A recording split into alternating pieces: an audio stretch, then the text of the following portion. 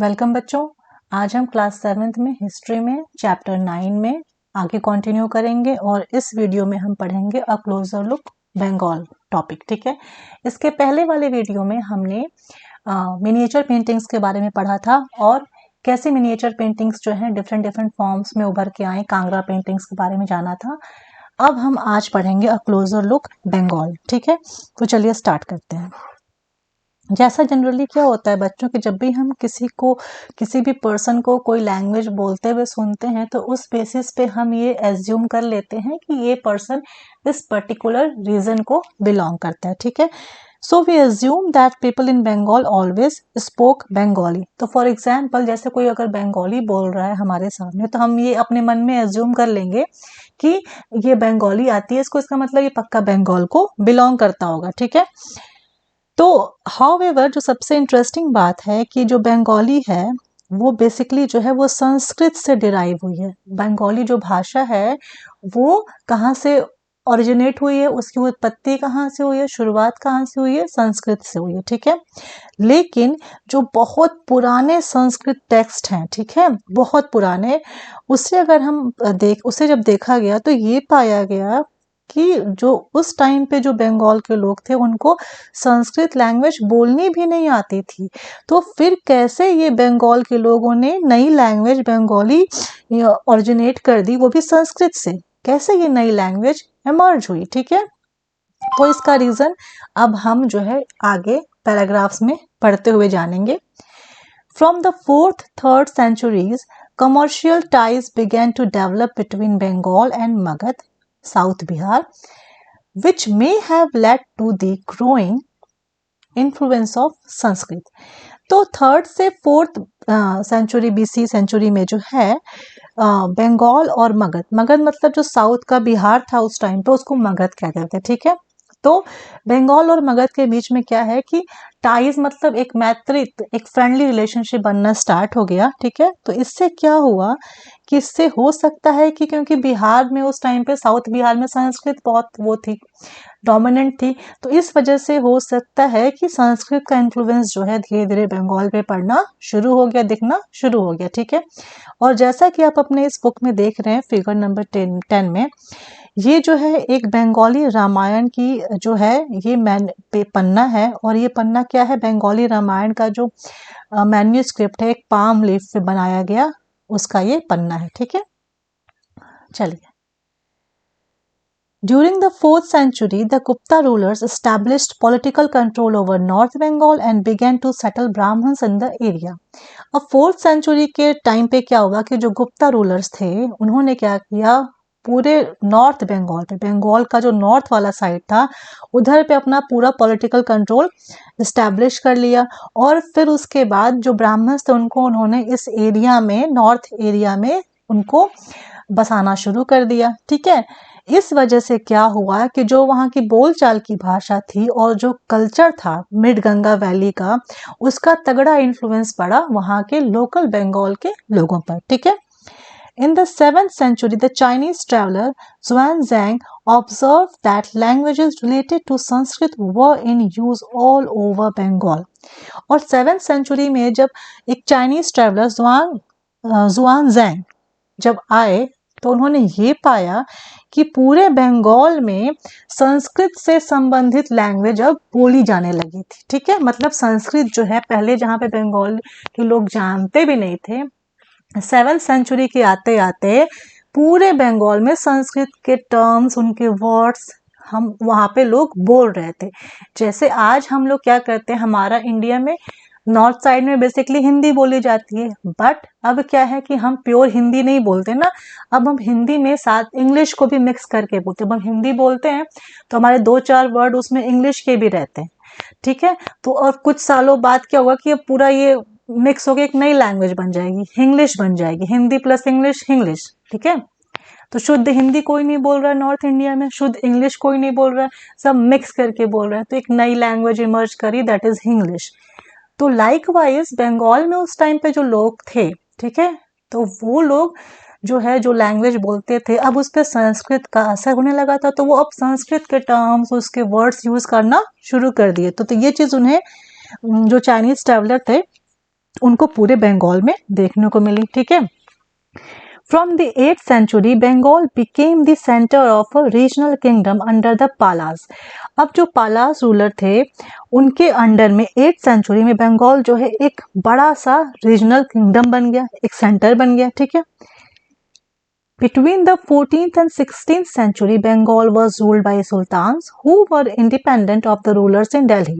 और जैसा कि हमें पता है कि 15th और 16th सेंचुरी के बीच में बंगाल पे जो है सुल्तान्स ने राज किया, और ये सुल्तान्स जो थे ये पूरी तरह से दिल्ली के रूलर्स से क्या थे, इंडिपेंडेंट थे। मतलब दिल्ली में जो रूल कर रहा है उसका कोई भी असर जो है बंगाल के सुल्तान्स पे नहीं था, इनका एक अपना स्वतंत्र रूल था, इंडिपेंडेंट रूल था। ठीक है, In 1586, when Akbar conquered Bengal, it formed the nucleus of the Bengal Suba. While Persian was the language of administration, Bengali developed as a regional language. तो जब 1586 में अकबर ने बंगाल को कॉन्कर किया तो वहां पर जो लैंग्वेज थी एडमिनिस्ट्रेशन की, मतलब प्रशासनिक कार्य जो भी होते थे उस टाइम पे, वो पर्शियन भाषा में होते। तो अब क्या हुआ, बंगाल के जो लोग बोलते थे अपनी भाषा वो प्लस संस्कृत आके उसमें मिल गई वो, अब प्लस पर्शियन भी आके उसमें मिल गई। तो इस तरह से फाइनली जो है बंगाली की जो है वो उत्पत्ति हुई, बंगाली जो है वो ओरिजिनेट हुई एज अ रीजनल लैंग्वेज जो बंगाल में बोली जाती थी। ठीक है, In fact, by the 15th century, the Bengali group of dialects came to be united by a common literary language based on the spoken language of the western part of the region known as West Bengal. इस तरह से 15th century के आते थे waste Bengal, जो कि बंगाल का western हिस्सा है, वहां पे एक कॉमन लैंग्वेज बोली जाने लगी। ठीक है, Thus, although Bengali is derived from Sanskrit, it passed through several stages of evolution.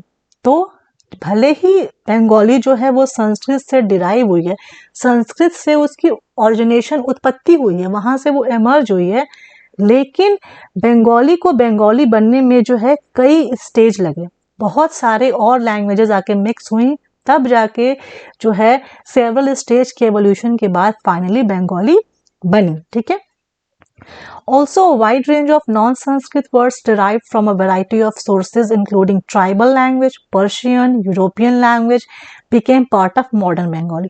और साथ साथ जैसे जैसे दूसरी भाषाओं का असर, लैंग्वेजेस का असर जो है बंगाली लोगों पे पड़ता गया, उसके इंटरेक्शन में वो आते गए, वैसे वैसे बंगाली भी अपने आप को चेंज करती गई। और अब जो मॉडर्न बंगाली है उसमें आपको कई सारे नॉन संस्कृत वर्ड भी देखने को मिल जाएंगे, जैसे कि आपको ट्राइबल लैंग्वेजेस के वर्ड एक दो सुनने को मिल जाएंगे, कुछ पर्शियन के लैंग्वेज के वर्ड्स, कुछ यूरोपियन लैंग्वेज के वर्ड्स, ये सारे वर्ड्स अब जो है मॉडर्न बंगाली लैंग्वेज के पार्ट हो गए हैं। ठीक है, Early Bengali literature may be divided into two categories, one indebted to Sanskrit and the other independent of it.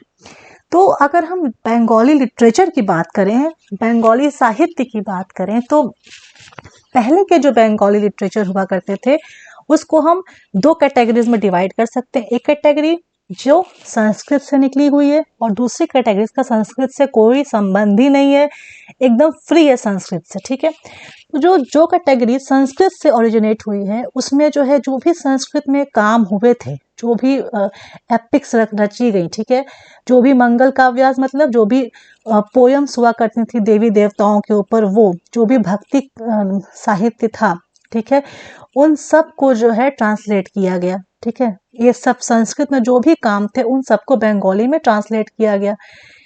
ठीक है, जैसे जो चैतन्य देव थे उनकी बायोग्राफी भी जो है उसको ट्रांसलेट किया गया संस्कृत से बंगाली में। चैतन्य देव जो है वो वैष्णव भक्ति मूवमेंट के एक लीडर थे, फेमस लीडर थे। अब जो दूसरी कैटेगरी थी बंगाली लिटरेचर की जिसमें संस्कृत से कोई वास्ता नहीं था, उसे कहते हैं नाथ लिटरेचर। ठीक है, और इसमें जो है मायनमती गोपी चंद्रा के गाने हैं के बारे में सॉन्ग्स हैं, और धर्मा ठाकुर के वर्शिप के बारे में, उनकी पूजा के बारे में स्टोरीज हैं, बहुत सारी फेरी टेल्स हैं इसमें। इस लिटरेचर में बहुत सारे फोक टेल्स सुनने को मिल जाएंगे और बैलेट्स सुनने को मिल जाएंगे, बैलेट्स। ठीक है, अब ये नाथ लिटरेचर में नाथ क्या होता है? नाथ वो लोग होते हैं जो सन्यासी होते हैं। ठीक है, सन्यासी होते हैं, उसे हम नाथ कहते हैं, और ये बेसिकली क्या करते हैं, योगा प्रैक्टिसेस करते हैं। एक पर्टिकुलर सॉन्ग है जिसको अक्सर जो है लोग इनेक्ट करते हैं, प्ले करते हैं, जिसमें मायावती को एक रानी है जो अपने बेटे गोपी चंद्र को ये कहती हैं कि तुम जो है एक सन्यासी का जो है वो रास्ता चुनो, ठीक है। और धर्मा ठाकुर जो है वो उस रीजन में एक बहुत ही फेमस क्या है, देवता हैं, ठीक है, जिनकी पूजा लोग करते हैं और उनका जो रूप है वो एक पत्थर या एक लकड़ी के आकार का है, उसी का जो है वो उसको धर्मा ठाकुर मान के उसकी पूजा होती है, ठीक है। The text belonging to the first category are easier to date as several manuscripts have been found indicating that they were composed between the late 15th and mid 18th centuries। तो जो टेक्स्ट हमारे first category को belong करते हैं, मतलब जो Bengali literature जो है संस्कृत पे डिपेंडेंट था, संस्कृत की चीज़ों को ट्रांसलेट करके बनाया गया है, उसको तो हम बहुत आराम से बता सकते हैं कि ये किस टाइम का है, ठीक है। और ये सारा कुछ कहाँ का है, लेट 15 से मिड 18 सेंचुरी का है, क्योंकि बहुत सारे मैन्यूस्क्रिप्ट्स में जो है साफ साफ दिखता है, लिखा हुआ मिलता है कि कब क्या ट्रांसलेशन हुई है, ठीक है, कहाँ से बंगालीज में, संस्कृत से बंगाली में ट्रांसलेशन की गई है। लेकिन जो दूसरी कैटेगरी है नाथ लिटरेचर वाली, बेसिकली उसको प्रिसाइजली डेट करना बड़ा मुश्किल है, क्योंकि जो नाथ लिटरेचर होता है ना, इसमें क्या होता है, ये एक गाने जैसा से, मान लो कोई उस टाइम पे कोई कहानी चल रही थी, ठीक है, उस कहानी को सुनाया गया, ठीक है, नेक्स्ट जनरेशन वो उस कहानी सुनी, उसके बाद वो कहानी सुनी, फाइनली कई जनरेशन बाद एक बंदे को लगा कि नहीं इस कहानी को मुझे लिखना चाहिए, उसने इस कहानी को लिख लिया। जैसे फॉर एग्जाम्पल अगर आपको समझ में नहीं आ रहा है तो आप अपनी दादी से कहानी सुनते हैं, आपकी दादी ने आपको कोई कहानी सुनाई, आपने उसे याद कर लिया। अब आप अपने भाई बहनों को कहानी सुना रहे हैं, उन्होंने याद कर लिया, वो अपने फ्रेंड्स को वो कहानी सुना रहा है, अब उस फ्रेंड के मन में आए कि यार ये कहानी बड़ी अच्छी है, इसे हमें लिख लेना चाहिए, तो उसने लिख लिया। लेकिन ओरिजिनली ये कहानी आपको सुनाया कौन था, आपकी दादी ने, ठीक है। लेकिन अब उस फ्रेंड की जब हम किताब पढ़ेंगे तो अब हम तो यही जान पाएंगे ना जब वो किताब में लिखी गई कहानी है, अब वो ओरिजिनली कब स्टार्ट हुई ये हम नहीं जान पाएंगे, ठीक है। तो इसी तरह से ये जो नाथ लिटरेचर है, जो सेकंड कैटेगरी है, वो ओरिजिनली कहाँ से स्टार्ट हुई ये बताना बड़ा मुश्किल है, ठीक है, क्योंकि उस टाइम पे बहुत कुछ जो है वो ओरली ऐसे ही बता के ही आगे चलता था, ठीक है। और ये बेसिकली ये जो नाथ लिटरेचर है ये हमारे बंगाल के ईस्ट पूर्वी बंगाल साइड में ज़्यादा पॉपुलर था, क्योंकि वहाँ पे जो ब्राह्मण्स का इन्फ्लुएंस था वो बहुत ज़्यादा कम था, इस वजह से यहाँ पर इस तरह के आपको लिटरेचर देखने को मिलेगा, ठीक है। तो ये हो गया आपका बंगाल के बारे में। अब हमारा नेक्स्ट वीडियो है, सॉरी टॉपिक है, वो है पीर्स एंड टेम्पल्स। तो चलिए स्टार्ट करते हैं अपना next topic, pirs and temples. पीर क्या होता है, पीर एक पर्शियन वर्ड है जिसका मतलब होता है स्पिरिचुअल गाइड। अब स्पिरिचुअल गाइड मतलब क्या होता है, स्पिरिचुअल गाइड मतलब होता है बच्चों जो भी धर्म यात्रा पे हो, ठीक है, जो धर्म के राह पे चल रहा हो, धर्म का रास्ता आपको दिखाता हो, उसे हम कहते हैं spiritual guide. From the 16th century, people began to migrate in large numbers from the less fertile western Bengal to the forested and marshy areas of southeastern Bengal. 16th century में लोग जो है वो वेस्टर्न बंगाल के थोड़े कम fertile जगह को छोड़ करके बहुत बड़ी संख्या में वो साउथ ईस्ट बंगाल साइड में माइग्रेट हो रहे थे, जो कि बहुत जंगल घना था वहाँ पे और मार्शी एरिया था, ठीक है। As they moved eastwards, जैसे जैसे वो पूरब की तरफ बढ़ रहे थे, they cleared forest and brought the land under rice cultivation. वो रास्ते में पड़ते हुए जंगलों को क्लियर करते हुए चल रहे थे और उन खाली जमीनों पर फिर बाद में उन्होंने जो है चावल की खेती करना शुरू किया, ठीक है, उसको कल्टीवेट करना शुरू किया। Gradually, local communities of fisher folk and shifting cultivators, often tribals, merged with the new communities of peasants. और धीरे धीरे ऐसे करते करते जो वहाँ के लोकल फिशर फोक मछुआरे वाली कम्युनिटी थी, ठीक है, और वो जो है और जो ट्राइबल्स वाली कम्युनिटी थी वो जो है फाइनली मर्ज करके जो है पीजेंट्स कम्युनिटी के साथ मर्ज हो गई, ठीक है। This coincided with the establishment of Mughal control over Bengal with their capital in the heart of eastern delta at Dhaka, ठीक है। अब इसके बाद क्या हुआ कि जब मुगल का जो है बंगाल पे कंट्रोल था, तो उस समय जो बंगाल की कैपिटल बनाई गई थी वो थी ढाका का जो है ईस्टर्न डेल्टा, ठीक है।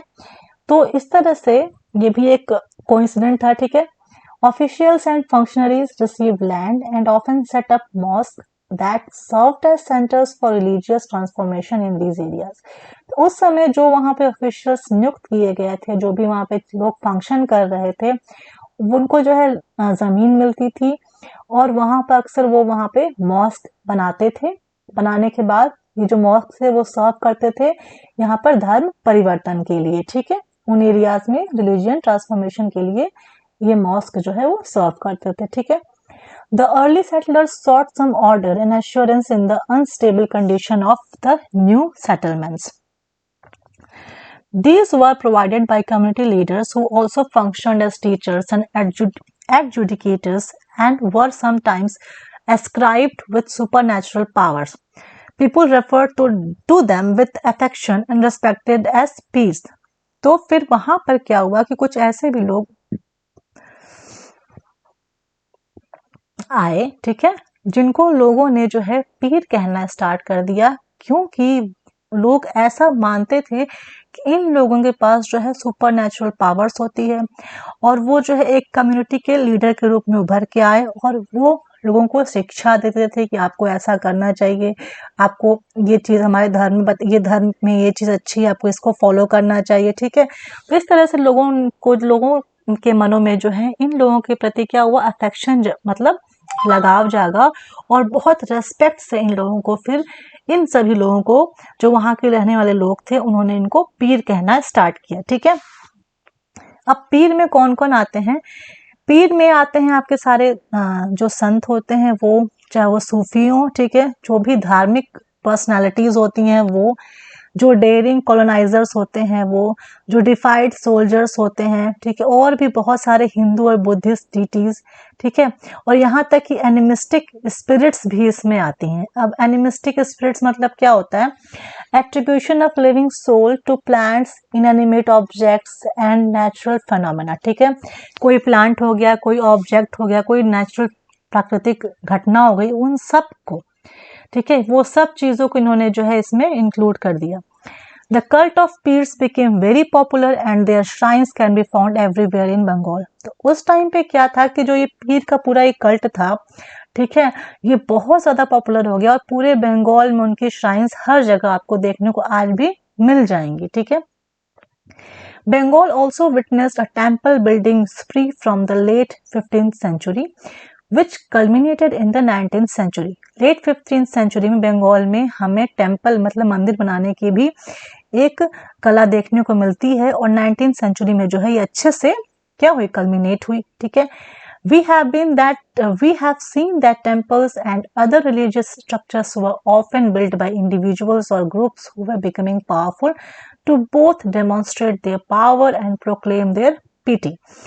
तो जैसा हम पहले भी पढ़ चुके हैं कि जो भी टेम्पल्स या कोई भी अगर धार्मिक चीज बनाई जाती है तो वो या तो कोई एक पर्टिकुलर पर्सन बनवाता था या कुछ लोग मिलके ग्रुप में बनवाते थे, जिससे कि वो अपने पावर का वो दिखा सके कि वो कितने पावरफुल है ना, और अपनी आस्था को जो है अपने भगवान के प्रति वो रख सके।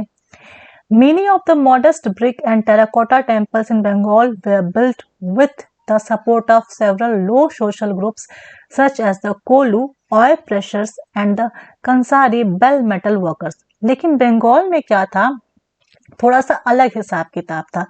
बंगाल में बहुत सारे ऐसे मॉडेस्ट ब्रिक और टेराकोटा के मंदिर आपको देखने को मिल जाएंगे जो लोवेस्ट, जो उस टाइम पे कंसिडर करते थे लोग कि लो सोशल ग्रुप्स हैं, उनके सपोर्ट से बनाए गए हैं। अब उस टाइम पे लो सोशल ग्रुप्स में कौन कौन से ग्रुप्स आते थे? कोलू जो कि ऑयल प्रेसर्स थे और कंसारी जो बेल मेटल वर्कर्स थे, ठीक है, इन लोगों के ग्रुप ने मिल करके इन मंदिरों को बनाया। The coming of the European trading companies created new economic opportunities. Many families belonging to these social groups availed of these. और जैसे जैसे यूरोपियन ट्रेडिंग कंपनीज आती गई, चाहे वो ईस्ट इंडिया कंपनी हो, चाहे वो डच इंडिया कंपनी हो, चाहे वो फ्रेंच ईस्ट इंडिया कंपनी हो, ठीक है, तो ये सब कंपनीज जब आती गई तो इससे क्या हुआ, इन सभी फैमिलीज के जो लोग थे उनको जो है नई अर्न करने की, कमाने की नई अपॉर्चुनिटीज मिलने लगी, ठीक है। और इन सभी लोगों ने जो है खुल के उस मौके का फायदा उठाया। As their social and economic position improve, और जैसे जैसे उनकी जो पोजीशन है, चाहे वो सोशल पोजीशन हो चाहे वो इकोनॉमिक पोजीशन हो, इम्प्रूव करने लगी, they proclaim their status through the construction of temples. तो उन्होंने जो है अपने स्टेटस को प्रोक्लेम करने के लिए टेम्पल्स का निर्माण करना शुरू कर दिया, ठीक है। When local deities once worshipped in thatched huts in villages gained the recognition of Brahmins, their images began to be housed in temples. The temples began to copy the double-roofed or four-roofed structure of the thatched huts, ठीक है, जिसे बांग्ला डोम कहते हैं। This led to the evolution of typical Bengali style in temple architecture. तो अब जो मंदिर बनने लगे वो बेसिकली बांग्ला स्टाइल के स्टाइल में, कॉपी स्टाइल में बनने लगे। इसमें क्या था, जैसा कि आपके बुक में दिख रहा है कि ये 2 छत वाला टैच रूफ वाला मंदिर है और फाइनली यहाँ पे 4 छत वाला जो है वो एक मंदिर है, ठीक है, टावर के साथ। तो फाइनली क्या हुआ कि अब जो मंदिर बनने लगे थे वो पूरे डबल रूफ थे या 4 रूफ थे, इस स्ट्रक्चर को कॉपी करके बनाए जाने लगे, ठीक है। In the comparatively more complex 4-roof structure, 4 triangular roofs placed on the 4 walls move up to converge on a curved line or a point. जो 4 रूफ वाला स्ट्रक्चर था मंदिर का, उसमें क्या था, 4 तरफ से ट्रायंगुलर रूफ्स आ करके ऊपर एक जगह कर्व लाइन पे मिलते थे, एक पॉइंट पे, ठीक है। और temples were usually built on a square platform, और टेम्पल्स को जो है जनरली जो है चौकोर प्लेटफॉर्म पे बनाया जाता था। The interior were relatively plain, अंदर का जो इंटीरियर था मंदिर का वो ज़्यादा तामझाम वाला नहीं था, बहुत सिंपल प्लेन था। But the outer walls of many temples were decorated with paintings, ornamental tiles और टेराकोटा टैबलेट्स। लेकिन जो मंदिर का बाहर का हिस्सा था, बाहर की दीवारें थीं, उसको बाकायदा सजाया गया था पेंटिंग्स के द्वारा या कुछ ऑर्नामेंटल टाइल्स के द्वारा या टेराकोटा के टैबलेट्स के थ्रू, ठीक है। In some temples, particularly in Vishnupur in the Bankura district of West Bengal, such decorations reached a high degree of excellence. कुछ ऐसे भी मंदिर हैं जहां पर ये जो डेकोरेशंस है इतनी बढ़िया की गई हैं कि ये मतलब एक्सेलेंस की सबसे हाईएस्ट पॉइंट है, इतनी उम्दा, जिसे उम्दा कारीगरी कहते हैं, वो की गई है। और ऐसा मंदिर आपको विष्णुपुर के जो वेस्ट बंगाल का जो बांकुरा डिस्ट्रिक्ट है वहां पे एक जगह है विष्णुपुर, वहां पे आपको ये देखने को मिल जाएगा, ठीक है। अब हम नेक्स्ट पढ़ते हैं, ये जैसा कि फिगर 13 में आप देख रहे हैं, आपके बुक में बना है। यहाँ पर आप देखिए कि मंदिर के बाहर की दीवार पे कैसे कृष्णा जो है बीच में है और गोपियां हैं, ठीक है, अपने गोपियों के साथ में, और ये टेराकोटा प्लेग जैसा बनाया गया है, ठीक है। और ये जो है श्यामा राया टेम्पल का है जो कि विष्णुपुर में, और कितनी बेहतरीन तरीके से ये पूरा बनाया गया है, ठीक है। ये देखिए, तो बेस्ट, ये एक तरह से बेस्ट था। फिश एज फूड, अब हम नेक्स्ट आते हैं फिश एज फूड पे। Traditional food habits are generally based on locally available items of food. अब जो लोग जहाँ रहते हैं वहाँ पे जो भी चीज़ें खाने को मिलती हैं उसी हिसाब से वहाँ के लोगों के लिए वो उनकी फूड हैबिट बन जाती है। अब क्योंकि बंगाल जो है वो नदी वाले प्लेन के किनारे पे है, यहाँ पे क्योंकि पूरा समुद्र भी है, नदियाँ भी है, तो यहाँ पे बहुत अच्छी मात्रा में चावल उगता है और बहुत ज़्यादा मात्रा में मछली आराम से मिल जाती है। Understandably, these two items figure prominently in the menu of even poor Bengali. इसलिए जो पुअर बंगालीज भी हुआ करते थे उनके भी मेन्यू में आपको राइस और फिश आराम से देखने को मिल जाएगी, क्योंकि वहाँ पे ये बहुत ही आराम से होती थी, ठीक है। Fishing has always been an important occupation and Bengali literature contains several references to fish. Fishing जो है बंगालीज में एक बहुत ही इम्पोर्टेंट ऑक्यूपेशन हुआ करती थी, और बंगाली लिटरेचर जो है उसमें जो है कई सारे ऐसे उदाहरण और रेफरेंस देखने को मिलते हैं फिश को लेकर के, ठीक है। What is more, terracotta plaques on the walls of temples and viharas depict scenes of fish being dressed and taken to the market in baskets. इसके अलावा जो बहुत सारे ऐसे टेम्पल्स की दीवारें हैं, ठीक है, और जो विहार्स हैं, जो बुद्धिस्ट मोनेस्ट्रीज हैं, वहाँ पे उनकी दीवारों पे टेराकोटा प्लेट्स हैं, उस पे बाकायदा ये बनाया गया है नक्काशी करके, जहाँ पे दिखाया जा रहा है कि मछली को जब बाकायदा निकाल के उसको ड्रेस करके उसको अब एक टोकरी में लेके मार्केट ले जाया जा रहा है, ठीक है, जैसा कि आप इस अपनी बुक की इस फोटो में देख सकते हैं। Brahmins were not allowed to eat non-vegetarian food, but the popularity of fish in the local diet made the Brahmanical authorities relax this prohibition for the Bengal Brahmins. क्योंकि ब्राह्मण्स जो है उनको नॉनवेज खाना मना था, लेकिन अब जहाँ पे जो लोग रह रहे हैं वहाँ पे सबसे ज़्यादा फिश ही मिल रही है, कुछ और नहीं उतने अच्छे से मिल रहा है। तो फिर इस चीज़ को देखते हुए जो ब्राह्मणिकल अथॉरिटीज़ थी, उन्होंने ये जो बैन था कि नहीं खाना है मछली या कोई नॉनवेज खाना, उसको बंगाल के ब्राह्मण्स के लिए रिलैक्स कर दिया, हटा दिया। The Brihad Dharma Puran, a 13th century Sanskrit text from Bengal, permitted the local Brahmins to eat certain varieties of fish. तो एक संस्कृत का ग्रंथ है, ठीक है, बंगाल में 13th सेंचुरी में, वहां पे उसका नाम है द बृहद धर्म पुराण। उसमें साफ साफ परमिशन दी गई है बंगाल में रहने वाले लोकल ब्राह्मण्स को कि वो कुछ तरह की मछलियों को खा सकते हैं, ठीक है। तो इस तरह से आपका ये चैप्टर जो है फाइनली यहाँ पे खत्म होता है, कंप्लीट होता है, और अब हम नेक्स्ट चैप्टर स्टार्ट करेंगे नेक्स्ट वीडियो में। Thank you.